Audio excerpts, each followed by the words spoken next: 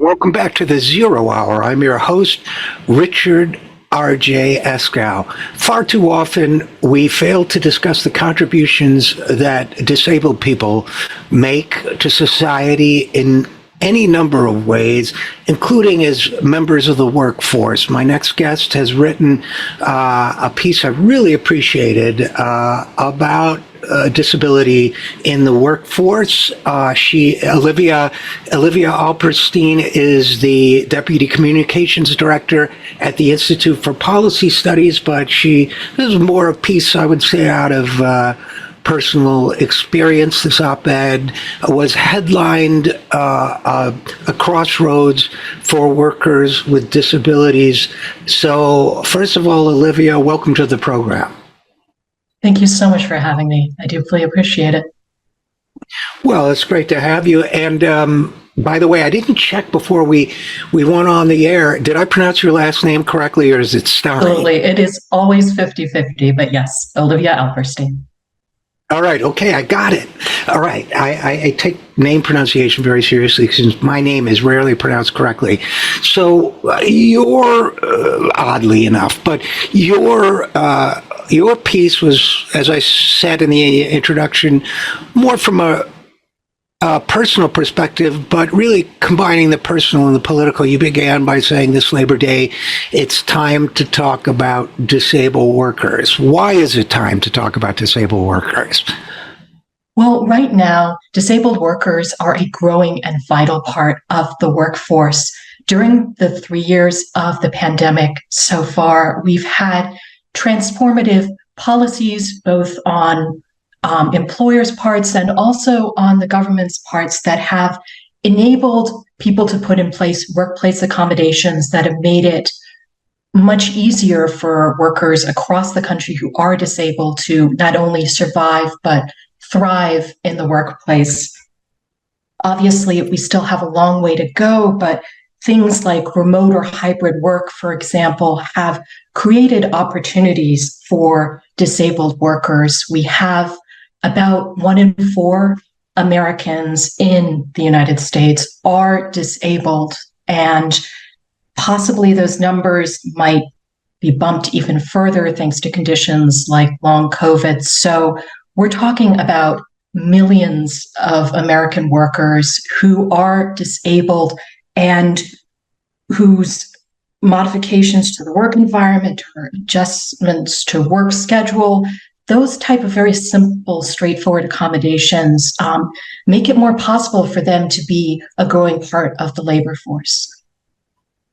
And, it's such an important point for people to understand, including for people to understand that it's possible to be disabled, to be in both, literal and legal terms and not know it. When we use a term like 1 in 4 Americans being disabled, the fact is that, first of all, I come from a time when things like ADHD weren't even known initially, and then weren't recognized as a disability. But I have it, and it, along with a hearing impairment, which I did know about, but it's possible, even with a hearing impairment, and I have a reason for saying that, even for I didn't think about it as I didn't label it a disability. One, because I think there was kind of a social stigma back then in using a term like disability, which I want to dispel. But two, because I just didn't cross my mind, I think, until I went on an airline site when they started doing airport security. Will the hearing aids set off the alarm? And it referred me to the disabled person's page. I said, wait a minute, disabled. So I realized I had internalized a little bit of a stigma. And I think that just as public policy maybe can do more to make the disabled part of, full parts of society or more complete in their integration to society, I think we ourselves can do more in terms of our awareness. Does that resonate with you at all? Oh, completely. As I say in my piece, I have rheumatoid arthritis. I was diagnosed at the ripe old age of 22. And I thought for a long time about one, identifying myself as a disabled person. How much does my disability really limit me? But also, too, as you said, there is still a social stigma, in some cases, a legal stigma, but especially in the workplace, that choice about whether or not to publicly identify yourself to your coworkers, to your supervisors, to human resources as a disabled person in order to file for accommodations or simply make sure that your workplace environment is conducive to your being able to work there. That's a really complicated issue that even though we've made so much progress over the past couple of decades, the Americans with Disabilities Act just turned 33 years old recently, we still have so far to come, especially, as you said, it's also social policy as well as public policy. We still have so much further to go to remove that stigma and to ensure that not only are workplaces and other places throughout our society more accessible, but also more inclusive of people with a wide range of disabilities. You mentioned both visible and invisible disabilities, as people sometimes call them. It's not always obvious that somebody is disabled, but it's also a personal identification. It's a matter of your personal choice to identify accordingly. And that's a complex issue for people with or without the stigma. The stigma certainly doesn't help. I remember when I was in elementary school, a young woman came to speak to us who was using a wheelchair. So this was way ahead of kind of disability consciousness in a way, because the teacher said something about her being confined to a wheelchair. And she said, I'm not, she was quite stern in a way with the teacher. She said, I'm not confined to it. This liberates me. This allows me to move. So this, as I reflect on it now, other than like scolding the teacher, which made us kids happy, that what she was really saying was the way I interpret it now is she had accepted that her limitation didn't make her any less. It just meant that she used different strategies to engage in certain situations. And I think that's what we're talking about here in the workplace too, isn't it? Absolutely. Adaptive technology in particular. And let's be clear here. Adaptive technology, ergonomic office furniture, flexible work schedules, those don't just benefit people with disabilities. For example, people with elderly parents or people with school-age children or outdoor workers like people who pick crops or roofers. All of those people need specific adaptations to the work environment at various points or to their work schedules that enable them to do their jobs well. And this is simply a means for people to do their job well, to thrive in the workplace. And also, workplaces really benefit when all of their employees are able to perform to their fullest capacity. And disabled people bring creativity, adaptiveness, and also a really important perspective to the workplace that can enrich the workplace environment as a whole. Adaptive technologies can be seen across every single aspect of office, indoor, outdoor work environments, and they have enabled us as Americans who happen to be in a workplace, who happen to be collecting a paycheck, to access a variety of services, including Zoom, on which we're doing this interview. That adaptive technology enables us to be speaking remotely to each other. That also means that people who are conducting meetings from around the world can adapt to various different time zones, and promoting that type of environment that is more inclusive, that is more embracing and celebrating of the different differences, that actually add something to a worker's ability to perform well on the job. That's an incredible capacity. And unfortunately, right now, we are at a crossroads, as I say in my piece. We have the opportunity to build on the progress that we've made, especially during the pandemic, but in the years preceding as well. We can build on those advances. We can build on that progress and improve labor practices across the board, or we could slide back. We could leave disabled workers out in the cold. And I think that we have an amazing opportunity.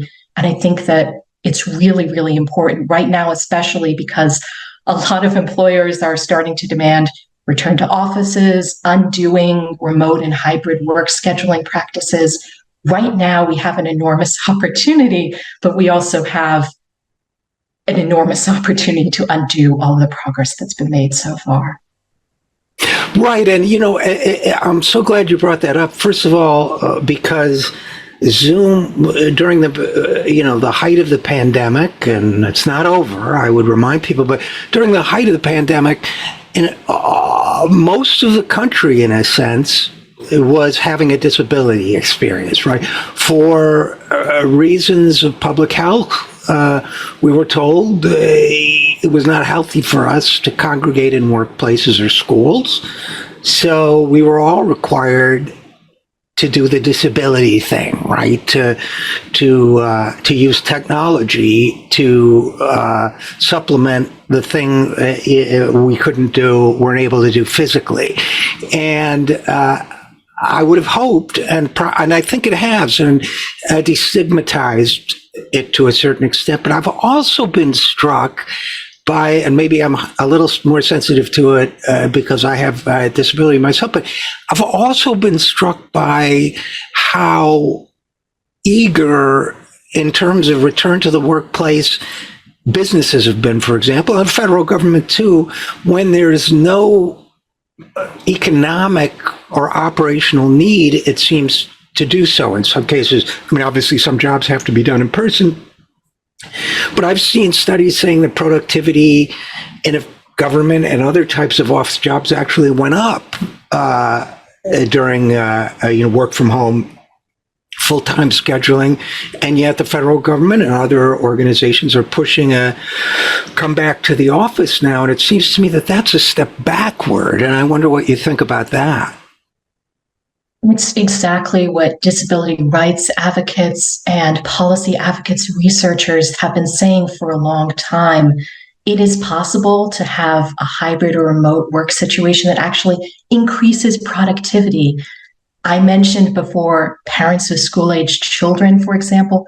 Childcare access in this country, so expensive, so difficult to find and maintain. And during the pandemic, a whole bunch of people were able to balance that personal work-life choice, caring for children or caring for elderly parents, caring for other people near them, and balancing that with the demands of work. And people didn't just meet that expectation. They were able to excel in some cases because they had flexibility. And that's something that a whole bunch of people have been saying for a long time, is that if we were to give people the option to work remotely, they might be able to function just as well or even better than in the office. And that sort of goes back to what I was saying before. We have the enormous opportunity to maintain some of those gains. And wouldn't it be wonderful if offices around the country embrace that idea that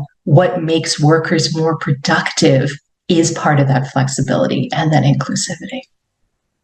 Yeah, exactly. And let's talk a little bit, Olivia, if you don't mind, about this difference between visible and so-called invisible disabilities, because I think that's an important part of this conversation. I think that most people, including most employers, managers, and so on, understand that if someone uses a wheelchair or crutches or has one arm or no arms, or whatever it might be, or is blind, that you make accommodations, and whether that be a ramp, whether it be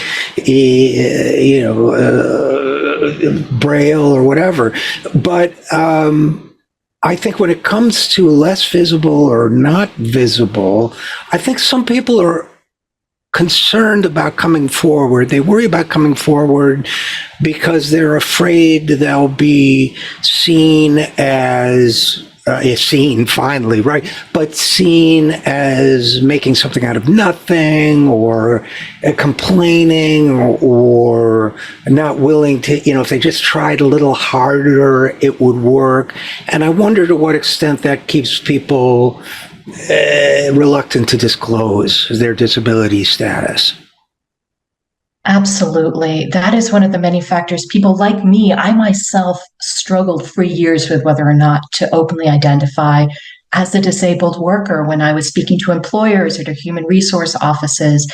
It's a terrible choice in some ways, because if we had fully adaptive, accessible places and workplace environments that wouldn't necessarily have to come forward, just everybody would be having that equal experience. But when it comes to equity, there are so many different ways in which people not just try to minimize, but also try to, quote unquote, pass for non-disabled, because they're so worried that they could lose employment opportunities or lose that promotion track, that tenure track, any number of things. And the truth is, unfortunately, despite the fact that in theory we have legislation, we have laws like the Americans with Disabilities Act that in theory are supposed to guarantee protection for people with disabilities, there are so many different categories of disability, as you say, especially invisible disabilities, everything from, you mentioned ADHD, to migraines, to fibromyalgia, to chronic fatigue syndrome, or diseases that can be masked in some ways, mitigated sometimes, but sometimes have flare-ups. Like, for example, me, I have arthritis. That's not a predictable disease. You look at me and I'm walking down the street, and some days you would not be able to tell. Other days, you can absolutely tell that I'm in pain. Mm-hmm. All of those different types of disability are things that are stigmatized. We still have an emphasis in our society on curing those disabilities, on striving to not be disabled, on the idea that, hey, you take a little bit of that lavender extract or something like that, you do enough yoga, maybe you bike enough, maybe you can exercise your way out of mental illness, that kind of stuff. That whole expectation that we're striving to be non-disabled as much as possible, or that we're trying to succeed despite the odds, that also makes it a little bit harder to be sitting in what people embrace as disability pride. Being able to celebrate that difference within yourself, within others around you, and say, yes, I am disabled. It makes me maybe function a little bit differently from you or somebody else, but it's not necessarily a bad thing. And it actually might add to the richness of my personal experience, or the experience of people around me who haven't gotten to meet somebody like me yet. And that's an amazing realm of opportunity that maybe we haven't quite tapped into in this society, unfortunately. Yeah, I think that's exactly right. And I think that, and one of the reasons, there are a couple of reasons, but one of the reasons why I wanted to talk to you, Olivia, was because, we have to, it feels to me as if society has made certain progress in bringing excluded groups into the whole.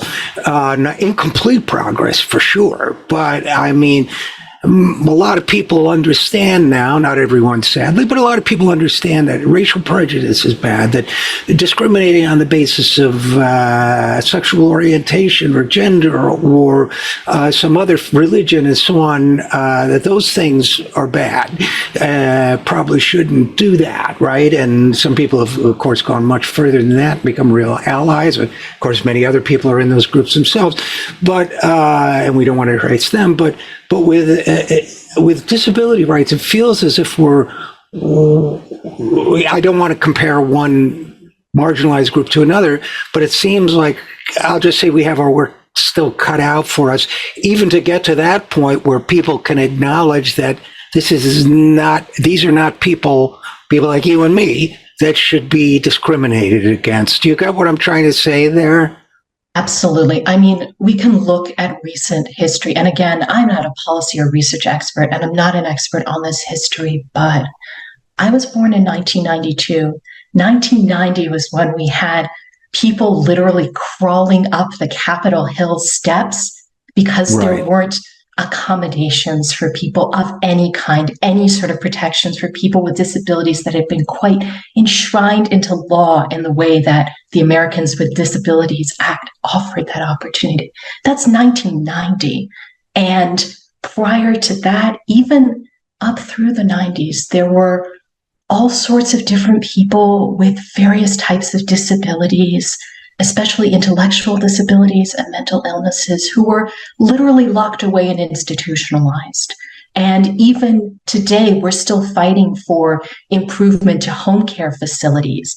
The idea that you can have independence and autonomy as a person who's living in long-term facilities with 24/7 round the care opportunities, you have the right to self-determination. That idea of right to self-determination and autonomy, of course, in the reproductive rights sector, we're certainly backsliding, but we haven't made enough forward progress in some aspects still for certain categories of people with disability. We have one of the few categories, along with imprisoned, incarcerated people, are people with certain types of disabilities who can still be paid sub-minimum wage. That's people with disabilities and people who are literally locked up in jail cells can be paid essentially slave wages. And if you look on the Department of Labor's website, although recently under the Obama administration, they imposed some restrictions on those categories, it's still legal for some people to be paid a pittance to be working. And that's why I think that we have an amazing opportunity. But as you say, this history of this progress is relatively recent.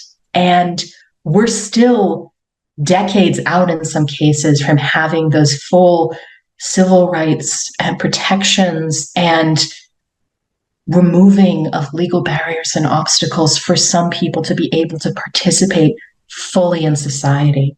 We also have technology adaptations that are still relatively young, things like speech to text, things that enable people to quite literally have a voice that is able to translate things like eye movements that are able to translate into a voice from a voice box, communicating something. Some people have waited decades for that type of technology to come around. All of those things are relatively recent developments. So yes, we have so far to go. I hope that exponentially we continue to make further and further progress in the next decade or two.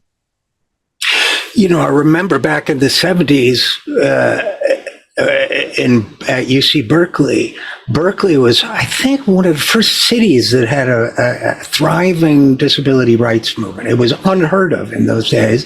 And there was, I think it was the Center for Disability Rights. Oh, maybe a listener will write me and remind me, but it's the first time any of us had ever seen wheelchair access, much less what was then cutting edge research and using hardware, electronic hardware to help people. And now, they have such great technologies coming online, including things that can even read brain signals and translate it into speech or movement. And my personal feeling is we shouldn't be relying on big tech corporations to do that. We, the people, should be developing this technology. It's in everybody's interest to have everybody included, as you've been saying, including, we hear a lot about concern about the worker to retiree ratio.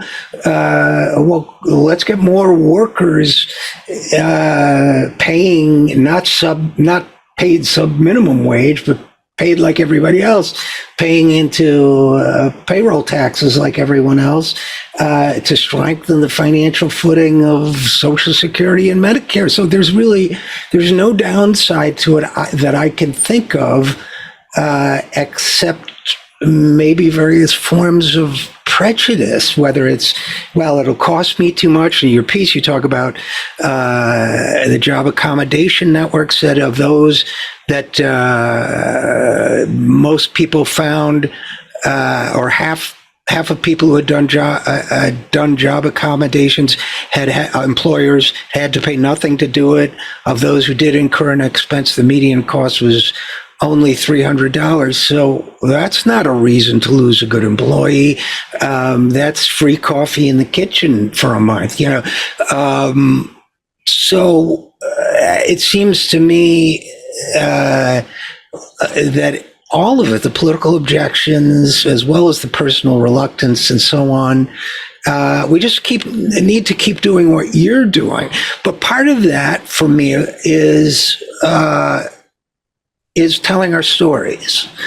And so with that spirit in mind, did you, I gather, you eventually told an employer about your disability, either that or they found out when they read your op-ed. But if you did tell them, which I'm guessing you did, how did that go for you? Well, I think one of the challenges is that even with some ADA protections, there will always be the potential for employers to interpret those laws differently.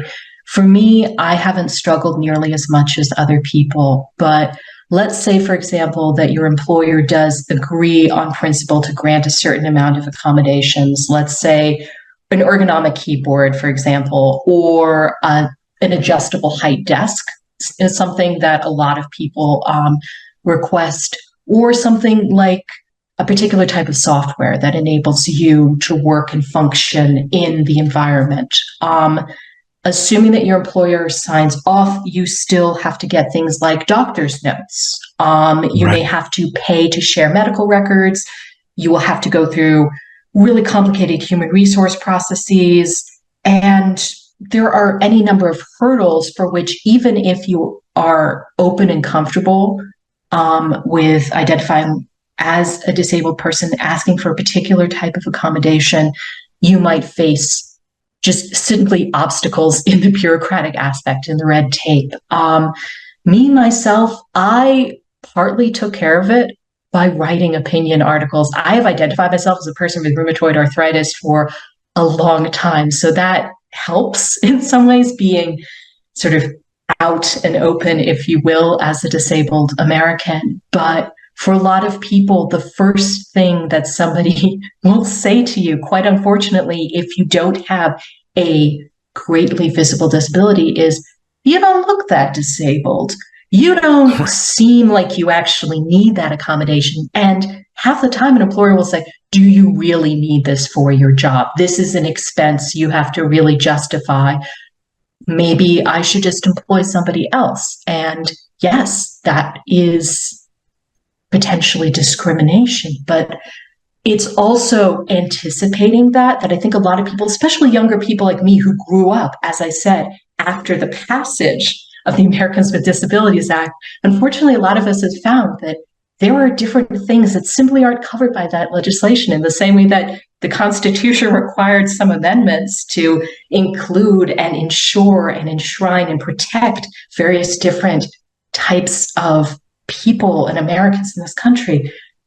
For disabilities, there are whole categories of disabilities that don't have guaranteed protection specifically written into the law. And that's why legislation like the Disability Integration Act, that's something that a lot of members of Congress have been championing, in part because that helps shore up some of those gaps. But for people like me who are younger, who are trying to, establish ourselves in longer term careers, it complicates things. People who are any number of types of things. Some people I know have a disability and they decide to freelance, or they adapt their career choices so that they can accommodate that flexible and working environment. But not everybody has that choice. And you still are looking at, realistically, like I said, 1 in 4 of us, possibly even more of us, are disabled, that number is only going to rise, as you said, as we get older, as we all reach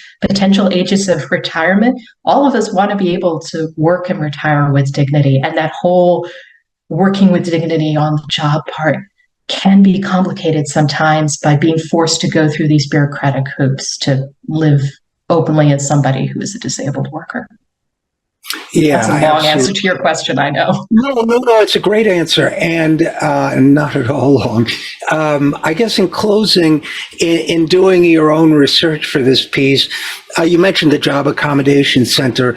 Are there any places people can go, if somebody's listening and saying, you know what, I've got this or that, what are the options for me? Did you find any place that might help people learn more about what it means, the pros and cons of, help them navigate this process? Did you come across any resources like that? Certainly, that's one. You also mentioned one of the centers, the Center for Disability Rights.